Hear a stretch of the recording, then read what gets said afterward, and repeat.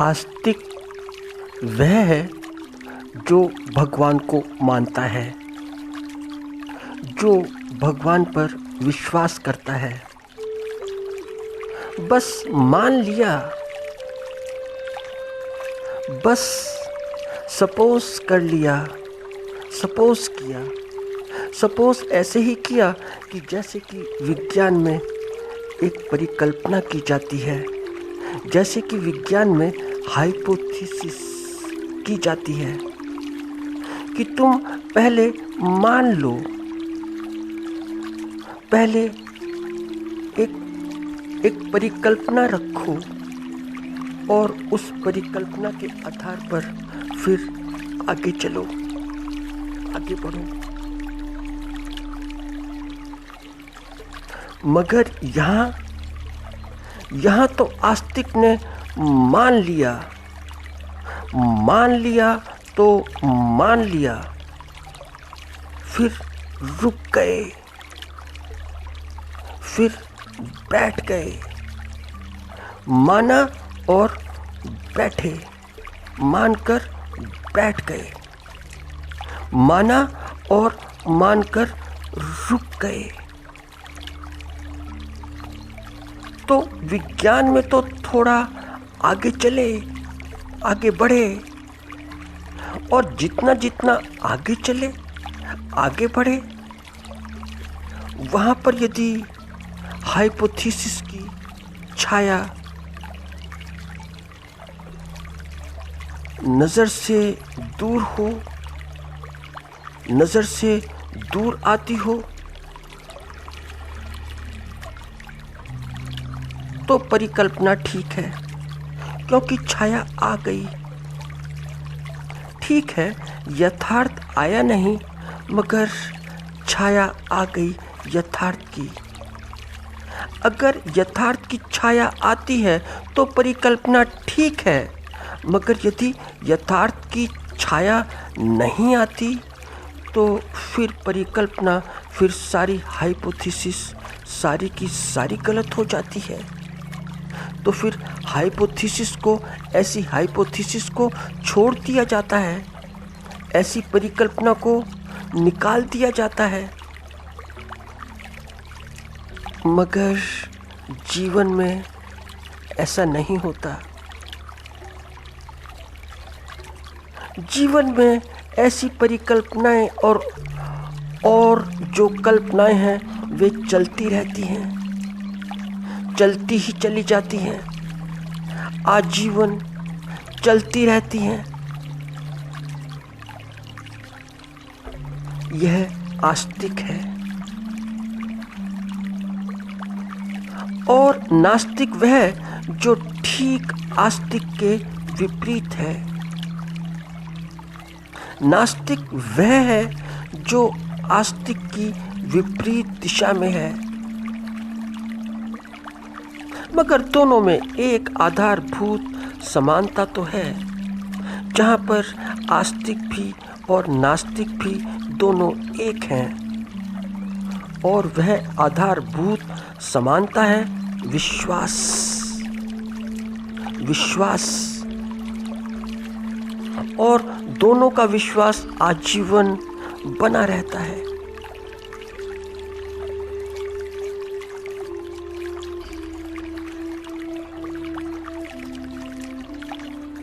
दोनों का मानना आजीवन बना रहता है। वे मानते हैं, वे विश्वास करते हैं। यहाँ पर बात एक हो जाती है। एक का विश्वास है कि भगवान है, और दूसरे का विश्वास है कि नहीं है। एक का मानना है कि भगवान है, और दूसरे का मानना है कि नहीं है। और है और नहीं है, इस संदर्भ में दोनों के अपने अपने तर्क हैं, अपने अपने लॉजिक हैं।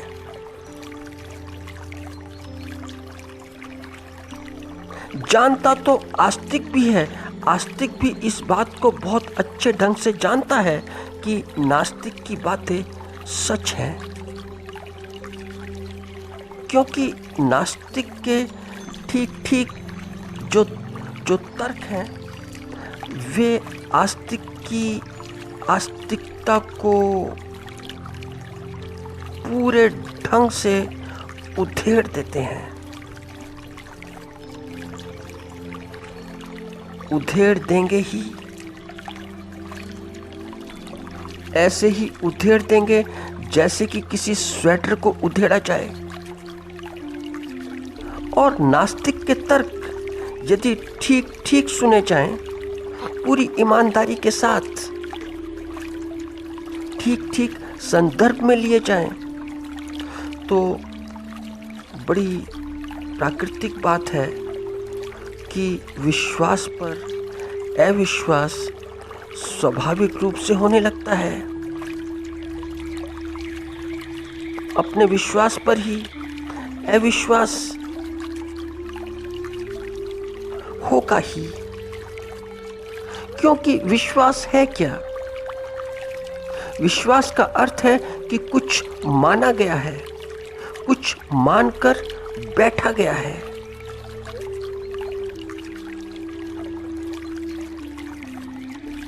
मानकर बैठा गया है, मानकर चला नहीं गया है, मानकर बिल्कुल नहीं चला गया है। यह मानना बाद में अनुभव नहीं बन गया है। मानना ठीक था, मानना उस समय ठीक था कि बाद में अनुभव बन जाता, मगर यह मानना बाद में अनुभव नहीं बना है। बस मानना सिर्फ मानना ही रह गया है, सिर्फ मान्यता रह गई है। विश्वास सिर्फ विश्वास बनकर ही रह गया है। तो नास्तिक बहुत सबल है आस्तिक से, बहुत सबल। यदि तर्क के मामले में आते हो, लॉजिकली आते हो, तो नास्तिक बहुत बलशाली है। और याद रखना कि यह सिर्फ मानना, बस मानना, बस विश्वास करना मानव जाति के लिए बड़ा बड़ा खतरनाक है। क्यों खतरनाक है? क्योंकि विश्वास के ऊपर जो अपना ही अविश्वास है, उसे छिपाने के लिए बड़े जोर जोर से बोलना पड़ता है। हजार उपद्रव करने पड़ते हैं, ढोंग करने पड़ते हैं, और इतने ढोंग करने पड़ते हैं कि आडंबरों की फिर प्रतियोगिता होने लगती है, प्रतियोगिता होती है। पूरा नेक टू नेक कंपटीशन, ऐसा नेक टू नेक कंपटीशन कि कौन आगे है, और सब आगे निकलना चाहते हैं। सारी भीड़ दूसरी भीड़ से आगे आगे जाना चाहती है। प्रत्येक भीड़ आगे निकलना चाहती है। और नास्तिक, अगर नास्तिक के संबंध में बात की जाए तो हिला तो वह भी हुआ है अंदर से। ऐसा नहीं कि आस्तिक ही हिला है, वह भी हिला है। कितना ही मना करे, कितना ही इनकार करे, मगर उसे भी अपने विश्वास पर संदेह है। उसे भी अपने विश्वास पर पूरा संदेह है। जैसे आस्तिक को अपने विश्वास पर है, वैसे ही नास्तिक को भी।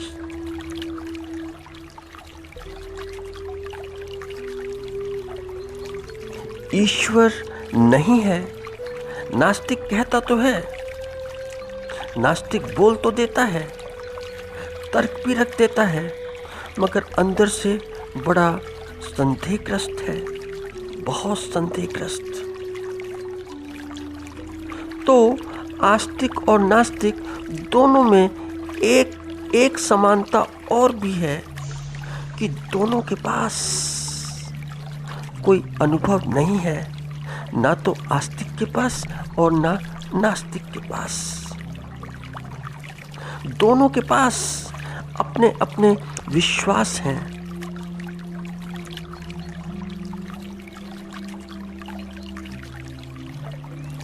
मगर अस्तित्व, एग्जिस्टेंस दोनों में समान रूप से मौजूद है।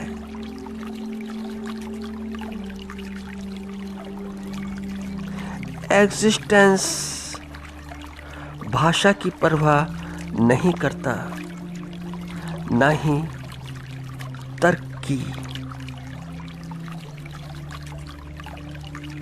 एग्जिस्टेंस, अस्तित्व दोनों में समान रूप से अभिव्यक्त होता है। अस्तित्व तो अस्तित्व है। थोड़ी सी बात समझने वाली है। एक बार ऐसा था कि हजरत खलील थे और उनका नियम उसूल था कि वे बिना किसी को खिलाए, दूसरे को खिलाए, खुद नहीं खाते थे। तो पहले किसी को खिला दें, फिर खुद खाएं। तो ऐसा चलता था। मगर एक बार ऐसा हुआ कि उन्हें कोई मिला ही नहीं। पूरा दिन गुजर गया, कोई मिला नहीं, तो हजरत खलील भूखे रह गए। दूसरा दिन भी ऐसे ही गुजरा, फिर तीसरा दिन वह भी ऐसे ही निकल गया। जब चौथा दिन आया तो हजरत को निकलना पड़ा एक तलाश के लिए कि कोई तो मिले, कोई रास्ते में मिल जाए, उसे खिला दूं तो फिर खुद खा लूं। तो हुआ क्या कि रास्ते में हजरत खलील को एक बुजुर्ग मिले। तो हजरत ने गुजारिश की खाने की बुजुर्ग से कि आप खाना खाएं मेरे घर पर, और घर पर ले आए बुजुर्ग को। उनका खाना लगा दिया, सामने रख दिया, तो परोस दिया।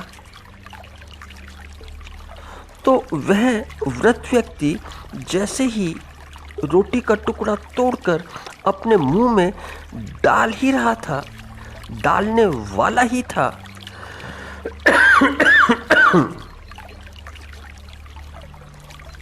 कि हजरत खलील बोले कि यह क्या करते हो? अरे खाने से पहले खुदा का नाम तो लीजिए, खुदा का शुक्रिया तो अदा कीजिए। बोलिए तो सही कि ऐ खुदा कि तूने मुझे रोटी बख्शी, तो तेरा शुक्रिया। इतना तो बोले तो फिर निवाला मुंह में डाले। मगर उस बुजुर्ग ने कहा कि मैं खुदा में भरोसा नहीं रखता, मेरा खुदा पर कोई भरोसा नहीं। बस इतना सुनना था कि हजरत खलील गुस्से से लाल हो गए। फौरन खाने की थाली व्रत के सामने से खींच ली, हटा ली और व्रत को वापस लौटा दिया। खैर, मगर रात में जब हजरत सोए तो खुदा ख्वाब में आए और बोले कि खलील, तूने क्या किया? मैंने तो उस बुजुर्ग को जिंदगी भर रोटी खिलाई, जिंदगी भर,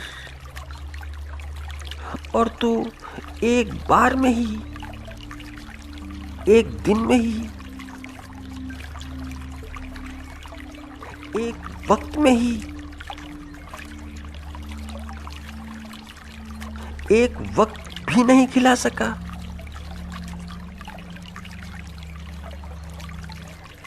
अब हजरत खलील को ख्वाब आया या ये उनके दिल की आवाज थी?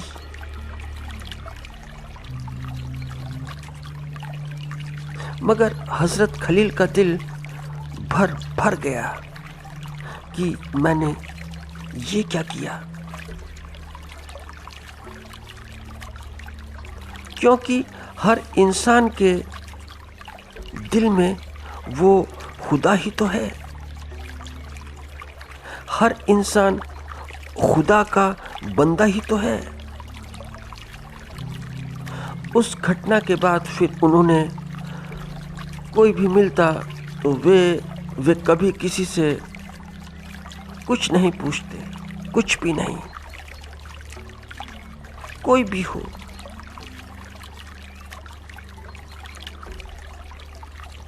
तो आस्तिक हो या नास्तिक, कोई भी हो, अपने विश्वास के वजन को अपने ही अनुभव से तोलना ठीक ठीक व्यक्त करता है कि तुम क्या हो, आस्तिक हो या नास्तिक हो। यहीं से पता लगता है कि तुम व्यक्तिगत रूप से क्या हो।